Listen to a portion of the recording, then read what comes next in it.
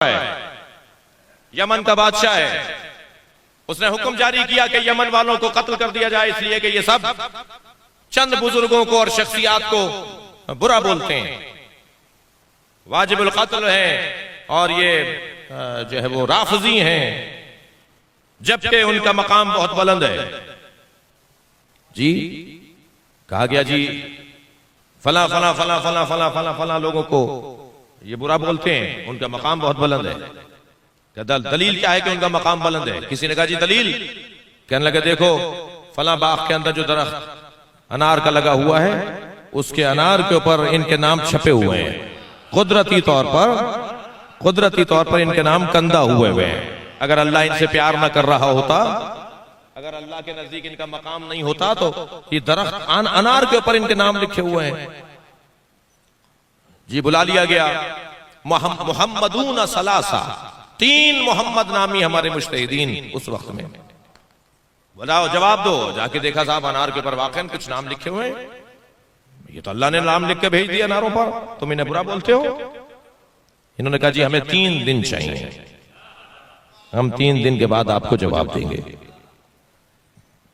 3 दिन इन्होंने रोजा रखा। मैं एक आरिफ की खिदमत में था, जब कोई बहुत बड़ी अजीम हाजत होती है तो उरफा का दस्तूर है कि वो रोजा रखकर दुआ मांगते हैं। मैंने एक बुजुर्ग से पूछा कि क्या फलसफा है कि रोजा रखकर दुआ मांगी जाती है? फरमाने लगे कि रोजा रखने से बदन में शुबहनाक ग़िज़ाएं ज़ाइल हो जाती हैं, तब दुआ कबूल होती है। सलवात पढ़ ले जरा मोहम्मद वाले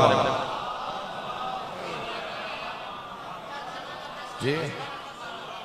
बाज़ औक़ात हमारी दुआएं कबूल ना होने का एक वजह ये होती है जी, असर ही नहीं हो रहा जबान के अंदर, तो वो बदन से जाइल हो जाना चाहिए वो तमाम शुबहनाक ग़िज़ाएं। तो ये 3 दिन उन्होंने रोजा रखा और तीसरे दिन जब ये रोजा इनका तमाम हुआ, मुनाजात की, हाजा मौला को पुकारा, मौला मदद कीजिए, हम आपके गैबत के अंदर हैं, आपके चाहने वाले हैं।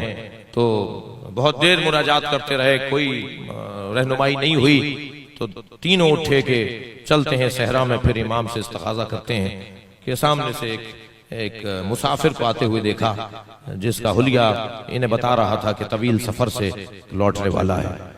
तो उसने सवारी से उतर के इनसे पूछा कि तुम परेशान लगते हो? कहा हमारी परेशानी है, मगर हम उसी से जाके पूछना चाहते हैं जो हमारी परेशानी दूर करेगा। कहने लगे जी मुझसे बयान करो। क्या नहीं आपसे बयान हम क्या करेंगे? क्या नहीं बयान करने में कोई बात नहीं है और कोई ऐब नहीं है। और जब बयान किया गया तो उन्होंने कहा जाकर उनसे कह दो कि ये सारा जो दिखाया बताया गया है ये धोखा और फरेब है। और ये धोखा और फरेब इस तरह से है कि इस बादशाह का फलां वजीर है, उसके घर में फलां संदूक है और संदूक में सांचे रखे हुए हैं। जब ये फल छोटा होता है तो उस पर ये सांचा चढ़ा देते हैं, जब उस पर नक्श आ जाता है नामों का तो सांचा उतार देते हैं। अब जब फल बड़ा होता है तो उन्हीं नामों के साथ बड़ा होता है, वो नाम इसी तरह बड़े होते चले जाते हैं। तो जाकर फला जगह, और ऐसे जब जाकर देखा गया तो वहां से संदूक में से वो सांचा निकला जी, जो चढ़ाया जाता था फलों के ऊपर, और इस तरह से। तो जब वो बता के जाने लगे तो उन्होंने कहा कि जी आप कौन हैं? कहने लगे मैं वही हूं जिन्हें तुम 3 दिन से पुकार रहे हो। तो मोहम्मदून सलासा ने आगे बढ़कर कहा कि आप तीसरे दिन आकर हमें क्यों बता रहे हैं? हम तो 3 दिन से आपको पुकार रहे थे। कहने लगे तुमने 3 दिन की मोहलत क्यों मांगी थी?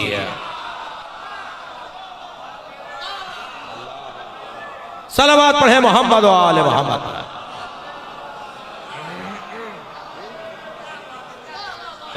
तुमने अगर कहा होता कि 1 दिन चाहिए, हमें 1 लम्हा चाहिए, तुम्हारा खुद ईमान 3 दिन का था। तुम मुझे 3 दिन बाद चाहते थे, मैं 3 दिन बाद आ गया। सलावत पढ़ ले मोहम्मद वाले।